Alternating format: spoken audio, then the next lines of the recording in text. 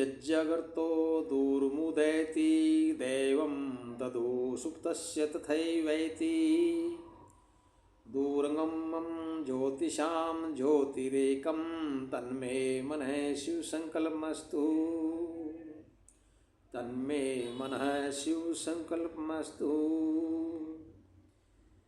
ॐ येने कर्मण्यापुपसो मनीषिणो यज्ञे किण्वन्ति वितथेषु धीराः यद्पूर्वं यक्ष्मन्तः प्रजानां तन्मे मनः शिवसङ्कल्पमस्तु तन्मे मनः शिवसङ्कल्पमस्तु।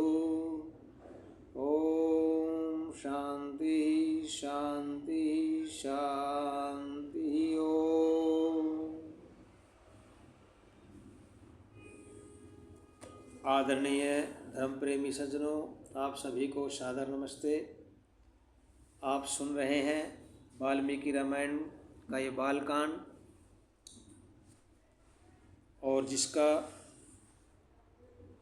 जो 31वें सर्ग में आपने सुना था कि चारों भाइयों का विवाह संबंध का निश्चय हुआ। राम और लक्ष्मण के लिए तो महाराज जनक ने ही ये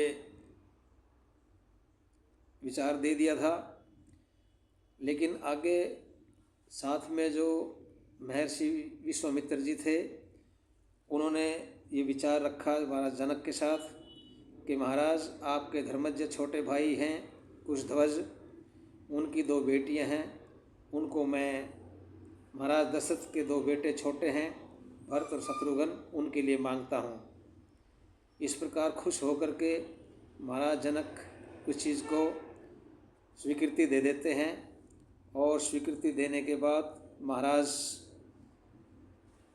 दशरथ बहुत खुश होते हैं, और वो बोलते हैं कि मैं अपने डेरे पर जा कर के, जहाँ पर वो मिथिला में वास कर रहे थे, वहाँ पर जा कर के वो गोदान संस्कार की बात उन्होंने किया।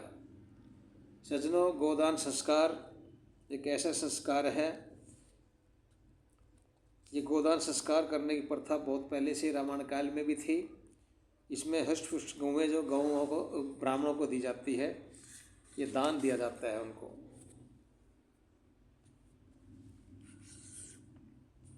तो महाराज इस खुशी में बहुत से धन गौएँ ब्राह्मणों को दान करते हैं, और अगले दिन निश्चय करते हैं, और विवाह संस्कार अगले दिन होता है। तो सुनिए आज राम लक्ष्मण भरत और शत्रुघ्न का विवाह संस्कार। जिस दिन दशरथ जी ने गोदान किया, उसी दिन युधाजीत भी मिथिलापुरी पहुँचे।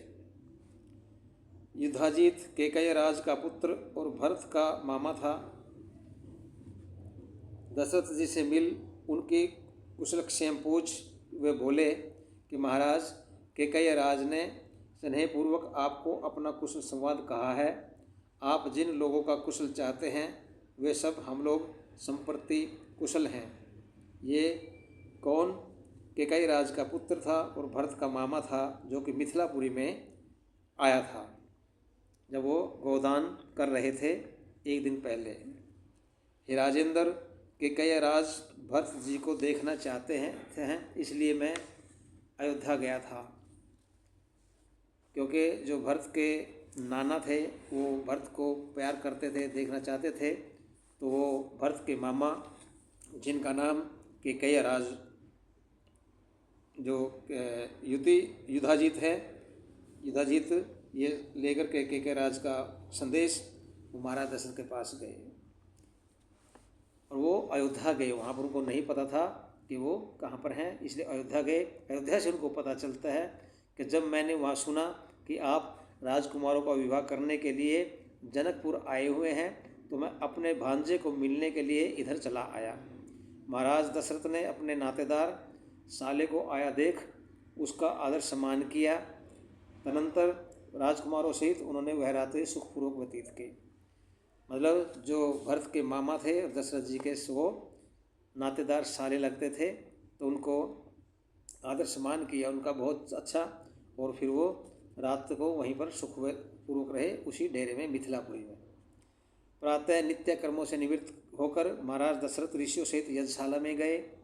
विवाह के लिए नियत शुभ मुहूर्त में भूषणों से भूषित राम अपने भाइयों के साथ वैवाहिक वेश धारण किए हुए वशिष्ठ तथा अन्य ऋषियों को आगे करके विवाह मंडप में पहुँचे।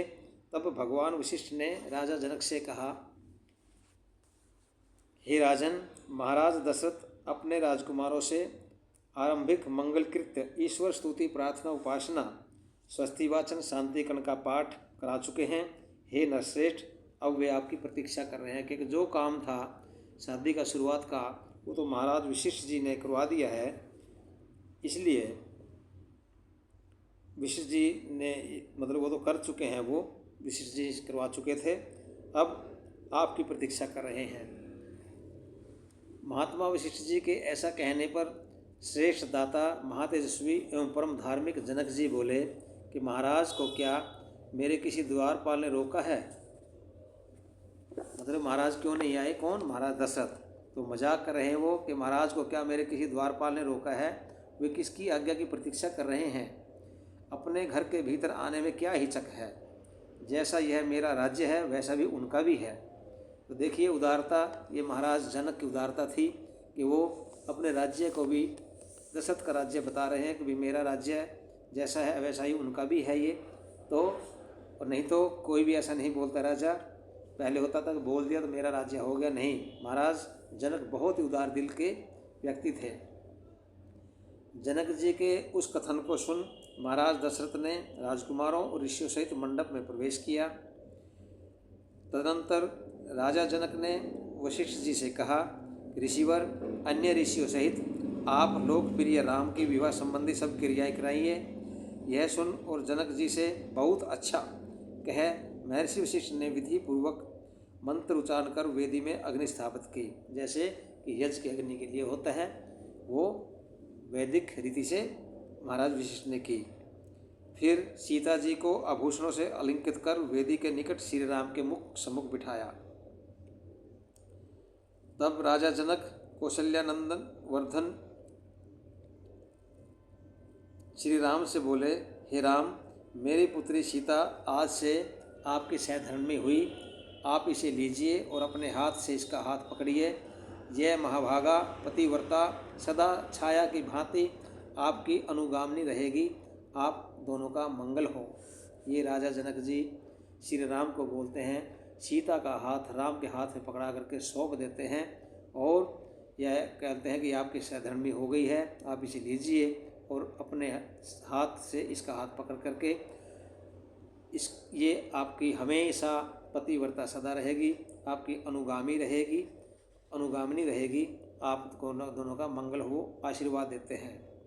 इस प्रकार सीता को श्री राम को समर्पित कर राजा जनक बोले, हे महाराज लक्ष्मण, तुम्हारा मंगल हो, तुम भी शीघ्र आकर मेरी पुत्री का पाणी ग्रहण करो, विलंब मत करो। फिर राजा जनक ने भरत जी से कहा, हे भरत, तुम मांडवी का पाणी ग्रहण करो।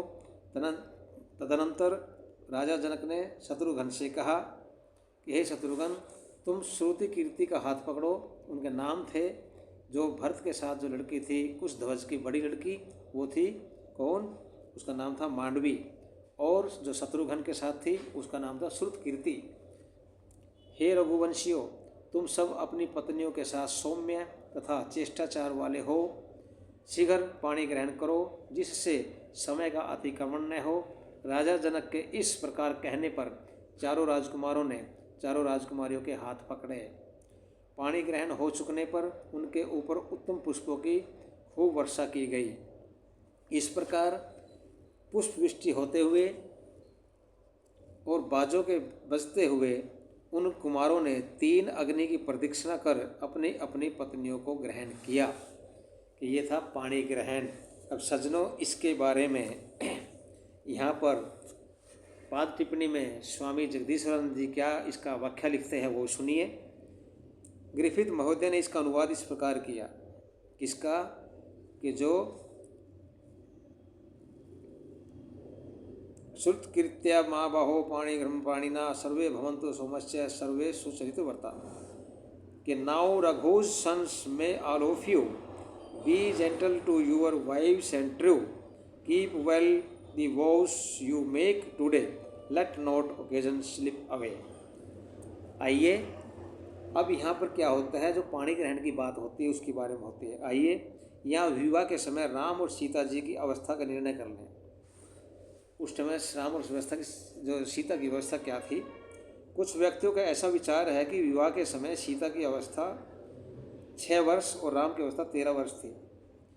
अब यहाँ पर देखिए राम के और सीता की उम्र के बारे में जिक्र आ जाता है। जो हमारे कुछ ग्रंथों के अंदर जो गलत बातें लिखी गई हैं ये नहीं समझा, और उन ग्रंथों में बोलते हैं कि राम विश्वामित्र जी के साथ गए तो उनकी उम्र 15 साल थी, लेकिन शादी में उनको 13 साल लिख दी गई, 2 साल और घटा दिए गए और सीता की 6 साल कर दी गई। पर यह विचार बिल्कुल मिथ्या है और भ्रामक है, झूठा है। जब श्री राम विश्वामित्र जी के साथ आए तो उनकी अवस्था 15 वर्ष की थी। कब? जब शुरुआत में अयोध्या से विश्वामित्र जी श्री राम को लेकर के जाते हैं, कहाँ पर? सिद्धाश्रम में।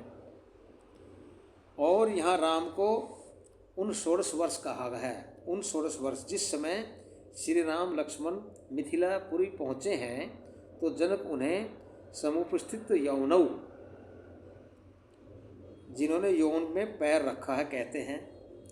आयुर्वेद ग्रंथों के अनुसार यौवन 25 वर्ष की अवस्था में आरंभ होता है। अतः यह निश्चित है कि विवाह के समय राम की अवस्था 25 वर्ष से कम नहीं थी। वे 15 वर्ष की अवस्था में घर से निकले और 25 वर्ष की अवस्था में जनकपुर में पहुँचे। मतलब 10 साल तक उन्होंने बाहर लगाए। सीता की अवस्था भी उस समय 18 वर्ष की थी। वेद में कहा है क्या? ब्रह्मचर्येण कन्या युवानम विदन्ते पतिम। अथर्ववेद का ये मंत्र है कि ब्रह्मचर्य के पालन से कन्या युवा प्राप्ति को प्राप्त करती है। यदि विवाह के समय सीता की अवस्था 6 वर्ष की थी तो क्या उसका ब्रह्मचर्य काल 6 वर्ष में ही समाप्त हो गया? नहीं, कम से कम भी 16 साल तक तो, 16 साल से नीचे तो वेद भी बोलते नहीं हैं, आयुर्वेद भी बोलता नहीं है, डॉक्टर भी नहीं बोलते, एलोपैथी भी नहीं बोलती कि भी कम उम्र में शादी की जाए। गोस्वामी तुलसीदास जी के चित्रण से भी यह बात स्पष्ट है कि विवाह के समय सीता की अवस्था 6 वर्ष नहीं थी। यहाँ पर गोस्वामी तुलसीदास भी लिखते हैं कैसे? रंग भूमि जब सिय पग उधारी, देखी रूप मोहे नर नारी, सिय चकित चित्त राम ही चाहा, भय मोह वश सब नर नाहा। कि क्या 6 वर्ष की सीता को देख कर के सब लोग चकित हो गए थे? क्या 6 वर्ष की अबोध सीता को यह भी ज्ञान हो गया था कि राम से ही विवाह करना चाहिए? इन प्रश्नों का कोई उत्तर है क्या? नहीं है। 6 वर्ष की उम्र में कोई ज्ञान नहीं होता बच्चे को। एक बात हो, सीता की अवस्था 6 वर्ष थी तो उर्मिला की अवस्था 5 वर्ष ही होगी, क्यों? छोटी थी। सूतकीर्ति और मांडवी तो जनक के छोटे भाई की पुत्रियाँ थी, तो उनकी अवस्था इस हिसाब से 4 और 3 वर्ष की ही रही होगी। तो क्या यही अनर्गल प्रलाप जो है मान लिया जाए? ये सब बातें झूठी लिखी गई हैं, हमारे शास्त्रों को बिगाड़ लिया गया है। रामायण जैसा जो वाल्मीकि रामायण श्री राम का चरित्र, जो जिस राम को हम भगवान मानते हैं उनके चरित्र को गाती है, उस रामायण के अंदर भी हमने मिलावट करके ऐसे ऐसे राम को भी हमारे उपश्रेष्ठ पुरुषोत्तम श्री राम को बदनाम कर दिया गया है। तो ये बातें बिल्कुल गलत और उसमें ये रही है। इसलिए यहाँ पर उनका पाणी ग्रहण हो जाता है, जो कि सही उम्र थी उनकी, कम से कम 25 साल और 17-18 साल रही होगी उनकी उम्र, ये चीज़। उसके बाद सब राजकुमार अपनी पत्नियों सहित जनवास्य को गए। महाराज दशरथ भी ऋषियों और बांधवों सहित पुत्रों को निहारते हुए डेरे पर आ गए। मतलब यहाँ पर चारों भाइयों का विवाह संस्कार हो चुका है। अब राम भी चारों पत्नियों के साथ जनवास्य में जो और भी प्रक्रियाएं होती हैं शादी की, उसके लिए गए, और महाराज दशरथ भी अपने डेरे पर आ गए, अपने पुत्रों को निहारते हुए खुशी से वो आ गए। यहाँ पर विवाह संस्कार श्री राम का, लक्ष्मण, भरत और शत्रुघ्न का पूर्ण होता है। और आगे अगले एपिसोड में बताया जाएगा। आगे क्या होता है उसको सुनने के लिए आप इंतज़ार कीजिए अगले एपिसोड 33वें एपिसोड का। तब तक आपका बहुत बहुत धन्यवाद। आपको सादर नमस्ते। इति ओम शम।